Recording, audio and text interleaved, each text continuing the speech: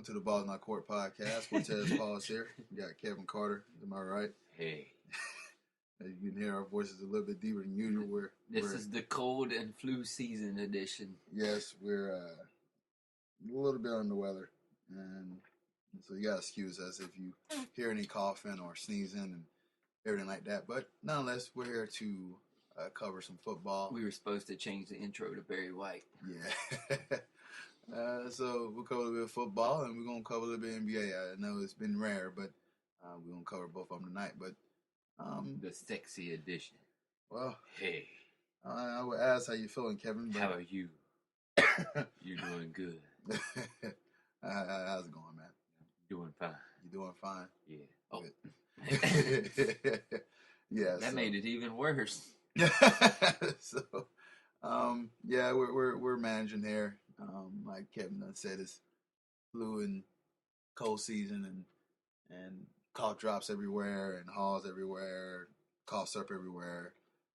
Not that they use in the rap video. We're actually sick, so I'm taking it to actually get better and everything like that. It can help me fall asleep too. We're not drinking it because we're alcoholics. Exactly. I'm not mixing it with Sprite or anything like that. Not that I know the. You freeze it. Yeah. That's what you're supposed to. Exactly. All right. Well, hey, let's hop on football Sunday, Divisional football Sunday last weekend. We'll talk about the first game. I'm going to talk about the game that was last. We're going to talk about that first because it was just, well, the score speaks for itself. Carolina Panthers 49, Arizona Cardinals 15. Cam Newton went for 19-28, had 335 yards, 2 touchdowns, 1 interception. Carson Palmer threw 23-40, 235 yards, 1 touchdown, 4 interceptions. Corey Brown, their stud receiver for the Panthers, 4 receptions, 113 yards, 1 touchdown. His longest was an 80-yard touchdown. David Johnson, Arizona stud, rookie, 9 receptions, 68 yards, 15 rush for 60 yards. How long did you actually watch this game? I was at the Royal Rumble, so I was watching it on my phone. And then once they scored like 21, I was like, I'm done. It's over. Yeah, this game, I frequently change back and forth between the game. It seemed like it was just off the tip that Carolina was just in control. Carson Palmer didn't learn anything from last week. I guess it just carried over. Tip? Yeah, it pretty much from the kick go. Yeah, opening kickoff. There you go. They don't tip the ball off. Well, off the tip kick. You're sick. I'll give you. Thank you.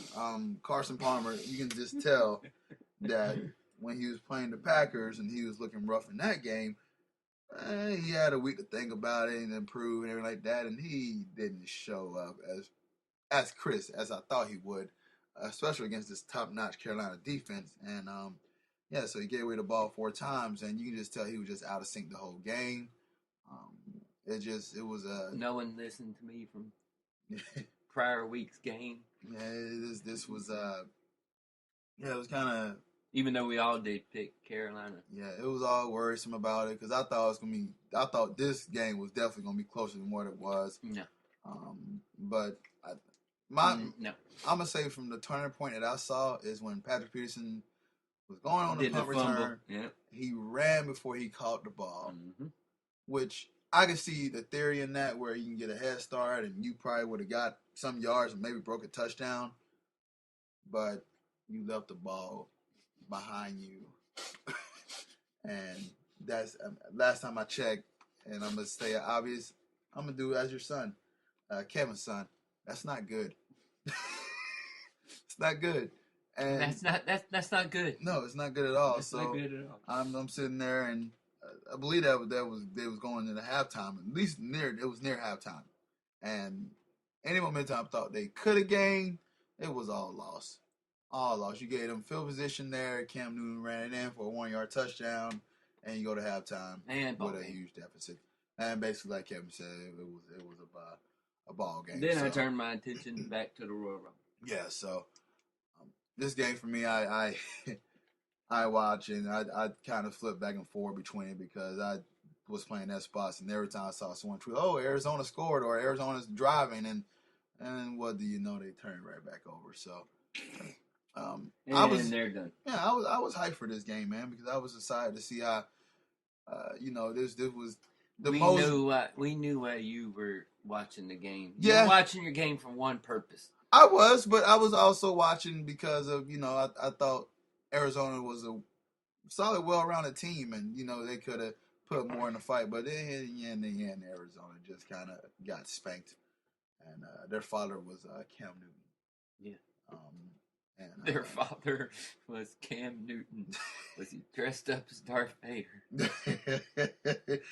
Well, did he ask Adrian Peterson for a switch? All right. Well, I know you ain't watched much of that game because you was at the Warriors. It was a butt whooping. So, but what Kevin got for you is a butt whooping. So, we just recapping these games because we're gonna cover more in detail the Super Bowl next week. So, last week we also got to watch the Denver Broncos play the New England Patriots, in which there's a reason why us two have the show and the other people don't have the show. So Denver won 20-18. Tom Brady 27 for 56, 310 yards, 1 touchdown, 2 interceptions. Peyton Manning 17 for 30, 276 yards, 2 touchdowns. Rob Gronkowski 8 receptions, 144 yards, and 1 touchdown. Von Miller had 4 tackles, 2.5 sacks, and an interception. Needless to say, the Super Bowl matchup is your Denver Broncos versus the Carolina Panthers, which me, Kevin, and others will dissect next week. Now, did you catch a little bit of this game at all? Or were you still in line? Yeah, I watched this whole game via phone, TV, and phone. So you just got to bounce around everywhere with this game, huh? Because I know you said you was getting ready to go to the Royal Rumble when this game was ending. I was here's the story. Go ahead. I watched it at the hotel. And then I was like, okay, time to go. Got in the car, and I have the Dish app on my phone that allows me to actually watch things as they're going on. So I plug the audio cable into my phone, into the car, and turn the Dish app on so I could hear the game going on. So as I get there, I park and everything. I get there, I go in line. I'm waiting on everybody to get there so I can get my ticket and everything. As I'm standing there, people are watching it via the ESPN thing where they're trying to flip down and keep updating. And I'm sitting there looking at it like this. And the guy's like, hey, this is happening, blah, blah, blah. I wish I could watch. I was like, I'm watching it. He goes, no shit, come here. So I have to come over there. And I'm surrounded, like, legit by 30 people. It's 30 deep, and luckily I got one of the bigger phones so everybody could see. So we're all watching it, and it comes to the first 4th down thing where they're down at the goal line, and they miss it. And everybody's like, yeah, Denver's going to win. And then Denver does their poopy crap, and then they kick the ball back to them. So now they're moving down, and I'm watching it again. And then it started doing a little fucking circle on there, so it was loading. So I'm like, fuck! So I'm like, okay, go. So it comes on, and I'm watching it again, and then I'm like, shit! In the meantime, as it was loading, they fucking got down to the 10-yard line, New England is. I'm like, shit! They're at the 10-yard line. So then we finally got on the Wi-Fi at the Magic thing, so now I'm watching it. People still gathered around me watching the fucking game. I went through the security line and had to put my phone in the thing so the game's on my phone because the guy doing security is watching it as he's pushing it towards me. And I'm like, dude, just get my phone. That's great. So when I'm watching it, we have people legit gathered around me again. And I'm like, okay, get him. Get him this time. And then they scored a fucking touchdown. I'm like, shit. And then they're like, what? I'm like, they're going for 2 because they got to try to tie the game. So we're watching. I'm like, please, just fucking stop them. Just fucking stop them. Just fucking stop them. Because people watching around me were New England fans. They're like, yeah, come in, Pats. And I was like, shut the fuck up. And then they missed the 2, and all you hear is about 20 people go, yay! And people are looking around like, what? They're like, hey! Like y'all didn't even say Denver when y'all just said New England lost, right? Yeah, we said New England lost. Oh, well, but it was funny just how many people New England is really not popular outside of Boston in that New England area. Let me just tell you why Kevin has a funny story. I won too, so I this whole weekend before was just rough. I'm not gonna go into detail, but one too many splurge on the alcohol drinks or whatnot. So Sunday I decided just to relax, order some wings, have me a case of beer and watch the game. I'm watching the game, and right now I feel like Denver, they had control of that whole game until up to the fourth quarter, where they just couldn't really get a first down. They was in control. The defense was doing it. They were just playing time possession, running the ball, moving the ball. Peyton scored a couple touchdowns. It was at first it started off great, and then you get to the second half, and you kept playing around and not getting a first down, and that's what got them back into it. So I'm sitting there, I'm like, okay, well, it's 2013, so let's see.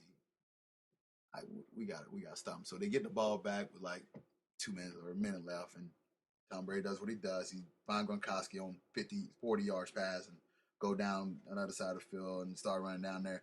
So there you go. Like Kevin said, I ain't going into detail about the play, but they scored a 2-point conversion. I'm freaking out. I'm like, oh, well, all right, we got overtime, so we just got to lock them up, do everything we can right there. We just got to, we got to stop this 2-point conversion. So instantly they stop it. Luckily, Kevin was here. He probably would have been looking at me like, what is wrong with you? But I ran up and down his house screaming. I ran outside with the neighbors. They don't even know me. I'm screaming, go Broncos. They probably like, who is yelling, go Broncos? It was Kevin's roommate. That's that black guy. Yeah, so believe me. Was it dark? It was dark, yes. No, they didn't see you. So, needless to say, this was a great victory. It was in control. Oh, don't say that. That wasn't the first time somebody went running up and down the house after somebody won a basketball game. The Heat game where Ray Allen made the three-pointer. We had a guy that was staying with us. He was sitting on one end of the couch, and I'm sitting there going, oh, shit. I said, LeBron's about to throw up a fucking brick, and we're about to fucking lose this game, and we're going to lose it right here. LeBron throws up the brick. I was like, see, I fucking told you. Boss gets the rebound, throws it to Ray Allen. Ray Allen drains it. I'm like, oh, my God! I fucking run. I'm running through the house. The Crystal's going, shh. I'm like, fuck this. I'm running through the house. Oh, it was amazing. So, it's good to know that this house is just like us laughing and everything like that. So, yeah, so this is great here. I thought I enjoyed that game as much. So just take a minute, ladies and gentlemen. We'll be back in just a minute. We got a special guest coming back on. All right, ladies and gentlemen, well, we're back and we got a familiar face. Well, if you've seen him before. If you've seen him before, but a familiar voice. Mr. John Orrs is on here, ladies and gentlemen. John, welcome, sir. Welcome, glad to be back. I don't know your name, but your fez looks familiar. Thank you. I have been gone for a while, so glad to be back. Looking forward to a rather interesting Super Bowl. I know you gentlemen are talking on the hot topic, which is the Super Bowl. Looking forward to a tale of pretty much two different stories coming into this game, really, if you look at it. You've got the young upstart, kind of came out of nowhere, Carolina Panthers, and the Denver Broncos, who, after the debacle 2 years ago, are looking for a little redemption this year in San Francisco. So it's definitely going to be an interesting Sunday next week. John jumped right into that when we were talking about the Pro Bowl draft. I don't talk about the Pro Bowl. Kevin, you know me for 12 years. I do not discuss the Pro Bowl. I will be the token black guy in the conversation. I'll talk about real football. I have more interest in the upcoming NHL All-Star game than I do the Pro Bowl.